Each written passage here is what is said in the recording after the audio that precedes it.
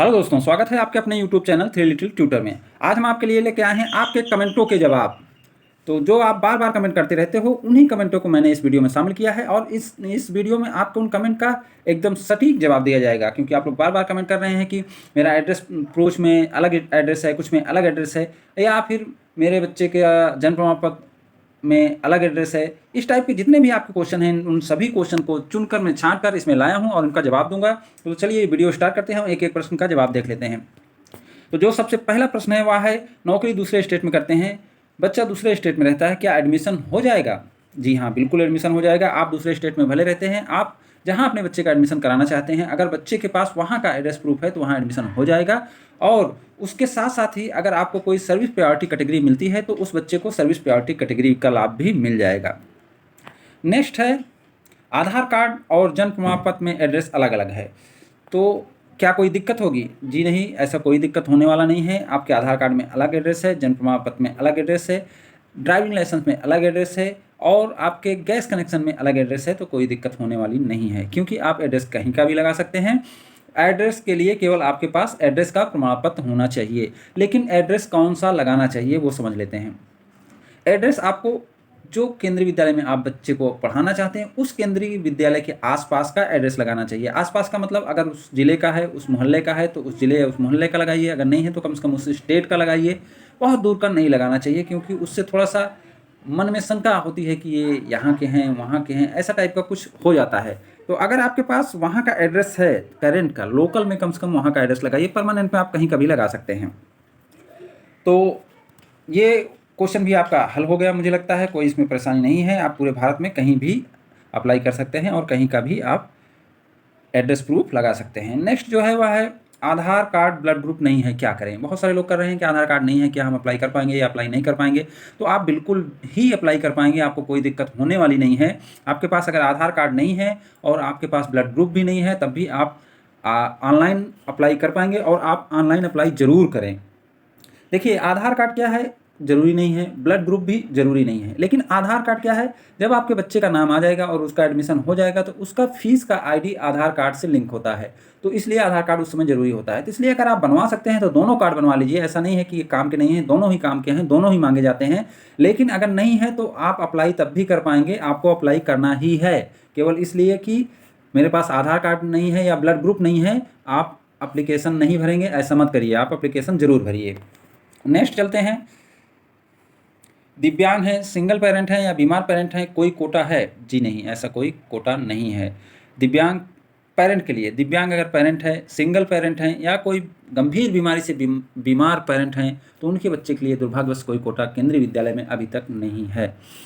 ऐसे तो कुछ कुछ स्पेशल कोटे लागू किए गए हैं, जिसमें कोविड-19 से अनाथ हुए बच्चों के लिए कोटा लागू किया गया है, लेकिन इस टाइप का कोई कोटा अभी लागू नहीं है और ऐसे माता पिता के बच्चों को कोई अतिरिक्त लाभ नहीं मिल पाता। नेक्स्ट है,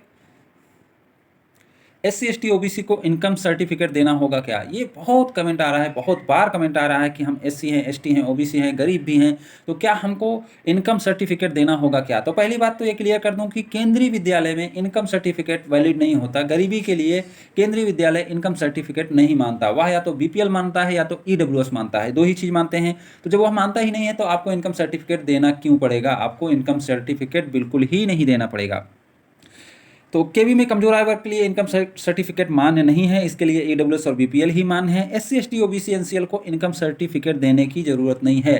देखिए, आपको अगर इनकम सर्टिफिकेट क्यों देते हैं? क्योंकि उनको कोई लाभ मिले। जैसे मेन लाभ का रहता है RT कोटे में कंसीडर करना, तो SC ST OBC NCL पहले ही RT कोटा में कंसीडर होते हैं। अगर वह लो इनकम ग्रुप नहीं चुनेंगे तब भी RT कोटे का लाभ उनको मिलेगा ही मिलेगा। साथ ही साथ उनको रिजर्वेशन का भी, अपने कोटे का रिजर्वेशन का लाभ भी मिलेगा। नेक्स्ट है, बाल वाटिका के फॉर्म कब तक आ सकते हैं? ये बहुत बार पूछा जा रहा है और किसी के पास सटीक जानकारी नहीं है। जैसा कि सभी लोग उम्मीद कर रहे हैं, सभी लोग बता भी रहे थे कि बाल वाटिका के संबंध में नई गाइडलाइन में कुछ ना कुछ जरूर रहेगा, लेकिन ऐसा बिल्कुल नहीं हुआ। सभी का अंदाजा फेल हो गया। यहाँ तक कि केंद्रीय विद्यालय के प्रिंसिपल से हम लोग ने बात की थी तो उन्होंने भी यही कहा था कि कुछ ना कुछ केंद्रीय विद्यालय की बाल वाटिका एडमिशन के संबंध में गाइडलाइन में जरूर कुछ ना कुछ रहेगा, लेकिन ऐसा नहीं हुआ।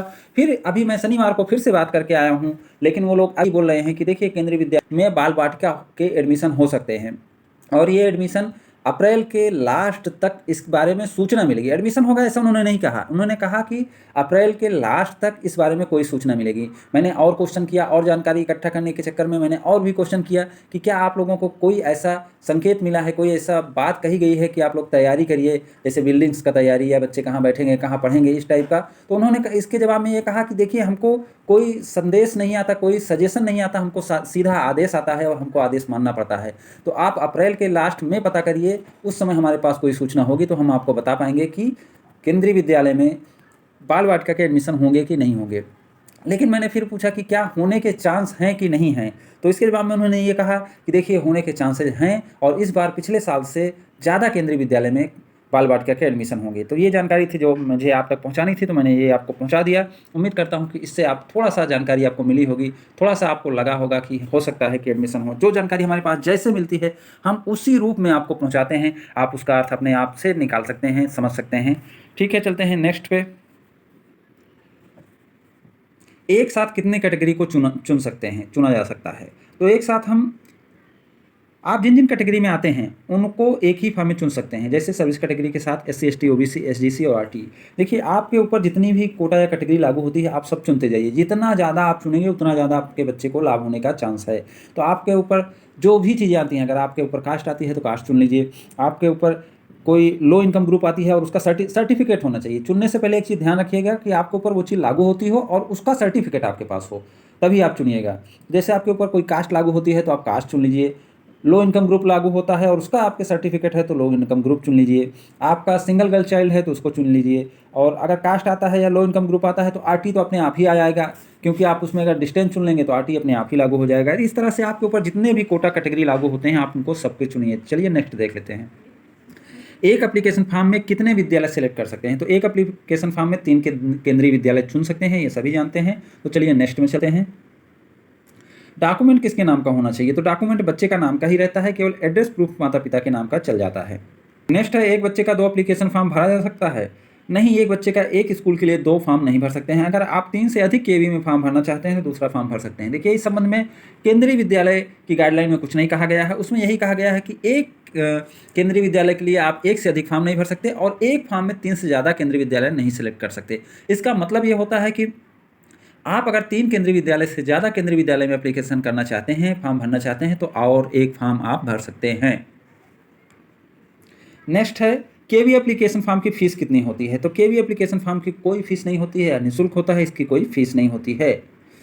नेक्स्ट है, फॉर्मेट कहाँ से मिलेगा। जो SGC का फॉर्मेट है, जो सर्विस कैटेगरी का फॉर्मेट है, या जो डिस्टेंस सर्टिफिकेट का फॉर्मेट है, ये सब फॉर्मेट आपको कहाँ से मिलेंगे। इस टाइप का बहुत सारा कमेंट आ रहा है, तो मैंने इसको लिख के ही रख लिया है कि आप ये वेबसाइट पे जाएंगे और यहाँ से आपको फॉर्मेट मिल जाएगा। तो जैसे आप देख पा रहे हैं कि KVS ऑनलाइन admission.kvs.gov.in पर जाएंगे और ये जो 3 लाइन है इसको टच करेंगे। जैसे ही आप ये 3 लाइन को टच करेंगे, सभी फॉर्मेट को डाउनलोड का ऑप्शन आपके पास आ जाएगा और आप कोई भी फॉर्मेट जो आपके लिए ज़रूरी है उसे डाउनलोड कर सकते हैं और उसे कर लीजिएगा। नेक्स्ट है, RT में बुक्स और ड्रेस का पैसा नहीं मिला है। देखिए, RT में जो बुक्स और ड्रेस या ट्रांसपोर्टेशन का पैसा होता है वह आपके बिल जमा करने पे मिलता है। यह पैसा सरकार द्वारा प्रतिपूर्ति के रूप में दिया जाता है, क्योंकि स्कूल वाले इसको नहीं देते हैं। ऐसा नहीं है कि आप बिल जमा करोगे आपको तुरंत पैसा मिल जाएगा। आप बिल जमा करोगे, उसका फॉर्म भर के स्कूल वाले भेज देंगे, जब सरकार पैसा लौटाएगी तभी आपको मिलेगा। कुछ सरकारों ने इसे फिक्स कर दिया है, 5,000 सालाना देती हैं। तो कुछ सरकार ने इसे फिक्स कर दिया है, आपको बिल लगाने की जरूरत नहीं है, आपको प्रति बच्चे 5,000 मिल जाएगा। नेक्स्ट है, लॉटरी में नाम आने के बाद क्या करें। नाम आने के बाद KV आपको एक डेट देगा, उस डेट में आपको सभी डॉक्यूमेंट का एक सेट फोटोकॉपी और ओरिजिनल तथा बच्चे का 2 फोटो लेकर जाना है। वहां आपसे एक एडमिशन फॉर्म भरवाया जाएगा और उस फॉर्म के साथ सारे डॉक्यूमेंट जमा करने होते हैं। नेक्स्ट है, RT कोटा के लिए क्या जरूरी है। बार बार ये कन्फ्यूजन हो जा रहा है लोगों में, इसलिए इसे मैं शामिल किया हूँ। RT कोटे के लिए आपको 2 चीज़ें जरूरी है। पहला तो आप 5 या 8 किलोमीटर, शहरी क्षेत्र में आप 5 किलोमीटर के अंदर और ग्रामीण क्षेत्र में 8 किलोमीटर के अंदर निवासरत हो। तो केंद्रीय विद्यालय से आपके घर की दूरी कितनी होनी चाहिए। शहरी क्षेत्र में 5 किलोमीटर और ग्रामीण क्षेत्र में 8 किलोमीटर। दूसरा है डिसएडवांटेज ग्रुप, मतलब आप SC ST OBC NCL या DA डिफरेंटली एबल या EWS या BPL में से किसी एक में आते हों। अब अगर ये दोनों शर्त आप पूरा करते हैं तभी आपको आरटी कोटा का लाभ मिलेगा। अगर इसमें से एक शर्त आप पूरा करते हैं, दूसरा नहीं पूरा करते हैं, तो आपको आरटी कोटे का लाभ नहीं मिलेगा। साथ ही साथ मैं इसमें जोड़ देना चाहता हूँ कि जैसे मान लीजिए कोई बच्चा है, वह दूरी का क्राइटेरिया नहीं पूरा करता है, लेकिन वह SC ST OBC है या BPL है या DA है, तो उसको SC ST OBC या डिफरेंटली एबल का लाभ मिलेगा, कोटे का लाभ मिलेगा, लेकिन आरटी कोटे का लाभ नहीं मिलेगा। मतलब उसकी कास्ट कैटेगरी का जो लाभ है वो मिल सकता है, लेकिन आरटी कोटे का लाभ नहीं मिलेगा। और जो ये दोनों शर्त पूरा करेगा उसको दोनों का लाभ मिलेगा। मतलब कोटे का, उसके कास्ट कैटेगरी वाले कोटे का भी लाभ मिलेगा और आरटी कोटे का भी लाभ मिलेगा। नेक्स्ट है, आरटी कोटा का लाभ लेने के लिए दोनों शर्तों को पूरा करना अनिवार्य है। जैसा कि मैं पहले आपको बता दिया हूँ कि ये दोनों शर्त, मतलब आपका घर शहरी क्षेत्र में 5 किलोमीटर के अंदर और ग्रामीण क्षेत्र में 8 किलोमीटर के अंदर केंद्रीय विद्यालय से हो और आप डिसएडवांटेज ग्रुप में आते हों। नेक्स्ट है, एक से अधिक कोटा कैसे चुनें। अगर आप एक से अधिक कोटा कैटेगरी आपके ऊपर लागू होती है तो आप इसको जरूर चुनें। जैसे अगर आपके पास एक से अधिक कोटा है या कैटेगरी है तो आप सभी चुनें। जैसे कास्ट में अगर आप SC हैं तो SC चुन लें, सर्विस कैटेगरी में 1 2 3 4 5 में जो भी आप हों उसे चुन लें। अगर आपके पास BPL कार्ड है तो उसे भी चुन लें। अगर आपका बच्चा SGC या DA है तो उसे भी चुन लें। और अगर आप KV से शहरी क्षेत्र में 5 किलोमीटर और ग्रामीण क्षेत्र में 8 किलोमीटर के रेडियल दूरी पर निवास करते हो तो उसे भी चुन लें। मतलब जितने भी कोटा कैटेगरी आपके ऊपर लागू होते हैं सबको बारी बारी से आप चुनते जाएँ। उसमें ऑप्शन आते जाता है, आप चुनते जाएंगे, कोई दिक्कत नहीं होगी। जो भी दिक्कत होगी आप कमेंट के माध्यम से हमसे पूछ सकते हैं। चलिए नेक्स्ट देख लेते हैं। नेक्स्ट है, परमानेंट और लोकल एड्रेस अलग अलग है। तो अगर किसी का ऐसा है कि आपका परमानेंट और लोकल एड्रेस अलग अलग है तो आपको कोई दिक्कत नहीं है, आप परमानेंट में अलग और लोकल एड्रेस में अलग एड्रेस डाल सकते हैं। आप भारत के कहीं के निवासी हों, पूरे भारत के KV में फॉर्म भर सकते हैं। दूरी का क्राइटेरिया केवल आरटी कोटा में लाभ लेने के लिए है। ऑनलाइन में एड्रेस KV के नज़दीक वाला डालने की कोशिश करें। तो अब ये समझिए, अगर आप परमानेंट आपका अलग है और आपका लोकल एड्रेस अलग है तो लोकल एड्रेस में डाल दीजिए, परमानेंट एड्रेस में डाल दीजिए, कोई दिक्कत नहीं होगी। आप जो पत्राचार का एड्रेस डालेंगे, जो करस्पॉन्डेंस एड्रेस डालेंगे, जो लोकल एड्रेस डालेंगे, वो आपको नज़दीक वाला देना है जहां अभी आप रहते हैं। क्लास 1 के लिए क्या कोई इंटरव्यू या टेस्ट नहीं होता है। प्रिंसिपल बच्चों से कुछ सवाल पूछते हैं मगर यह केवल औपचारिक होता है या जानने के लिए कि आपका बच्चा पढ़ने में कैसा है। जैसे जब मैं एडमिशन कराने गया था तो मैं भी देखा हूँ, बच्चों को साथ लेके गया था। प्रिंसिपल सर उससे कुछ क्वेश्चन पूछते हैं, जानकारी लेते हैं, कितना जानकार है, क्या है, उसी के अकॉर्डिंग आपको गाइड करते हैं कि बच्चे को ये थोड़ा थोड़ा बताइए, ये थोड़ा थोड़ा समझाइए। क्योंकि केंद्रीय विद्यालय में क्लास 1 से एडमिशन होते हैं तो कुछ बच्चे ऐसे आ जाते हैं जो बिल्कुल से पढ़ाई शुरू ही नहीं किए रहते हैं, तो उसी को चेक करने के लिए प्रिंसिपल कुछ सवाल पूछते हैं। वो अनौपचारिक है, उसका ऐसा नहीं है कि आपका बच्चा जवाब नहीं दे पाएगा तो एडमिशन पर कोई प्रभाव पड़ेगा। आपके बच्चे का एडमिशन होगा, उस सवाल से एडमिशन पर कोई प्रभाव नहीं पड़ता। क्या KV में सभी कोटा खत्म हो गया है? नहीं, KV में अभी भी अवार्ड और आर्मी का कुछ कोटा है जिसमें डायरेक्ट एडमिशन होता है। अभी अवार्ड बेस पे, योग्यता बेस पे कुछ कोटा है और कुछ आर्मी के लिए कोटा रखा गया है जो अभी भी है और उसमें डायरेक्ट एडमिशन होता है, जिसे स्पेशल प्रोविजन कहा जाता है। नेक्स्ट है, पढ़ाई कैसी होती है। जैसा जानते हैं कि ज़्यादातर KV इंग्लिश मीडियम के होते हैं। शिक्षक प्रशिक्षित तथा उच्च डिग्री, बिल्डिंग्स बच्चों के मानक अनुसार होती है, सारी सुविधा होती है, पढ़ाई अच्छी होती है। कुल मिला के पढ़ाई अच्छी होती है, कहने का मेरा अर्थ ये है। नेक्स्ट है, फीस कितनी लगती है। तो कोई एडमिशन फीस नहीं लगती है। वंचित समूह, कम आय वर्ग को कोई फीस नहीं लगती है। गर्ल्स का ट्यूशन फीस माफ़ रहता है। बाकी को 500 रुपये से 1000 रुपये महीना देना होता है, जो कि ट्यूशन फीस नहीं होता। ज़्यादातर इसमें VVN फीस होता है, विद्यालय विकास निधि का फीस होता है। नेक्स्ट है, बुक्स और बोर्ड कौन सा होता है। तो बुक्स NCERT की चलती हैं और बोर्ड CBSE का लागू रहता है। ये हिंदी तथा इंग्लिश दोनों मीडियम में पढ़ाई होती है। मतलब हिंदी और इंग्लिश मीडियम में दोनों टाइप के केंद्रीय विद्यालय होते हैं। जो केंद्रीय विद्यालय हिंदी मीडियम है उसमें हिंदी मीडियम, जो इंग्लिश मीडियम है उनमें इंग्लिश मीडियम में पढ़ाई होती है। नेक्स्ट है, आम आदमी के बच्चों का एडमिशन होता है कि नहीं। तो ये सवाल भी बार बार पूछा जा रहा है कि आम आदमी के बच्चों का एडमिशन होता है कि नहीं। तो हाँ, बहुत से आम लोगों के बच्चों का एडमिशन होता है। मैंने अपने पुराने वीडियो में इसका डेटा भी शेयर किया था और मैं फिर से इसे मैं दिखा सकता हूँ। आप लोग अगर जरूरी समझेंगे, कमेंट करेंगे तो मैं इसे डेटा फिर से दिखा दूंगा। लगभग 27 से 28% बच्चों का एडमिशन नॉर्मल कैटेगरी नंबर 5 या 6 से होता है। वो मैंने डेटा शेयर भी किया था। सभी जगह अलग अलग है, कुछ स्टेट में ज़्यादा होता है, कुछ स्टेट में कम भी होते हैं, लेकिन आम लोगों के बच्चों का एडमिशन होता है, इसलिए आप लोग फॉर्म जरूर डालें।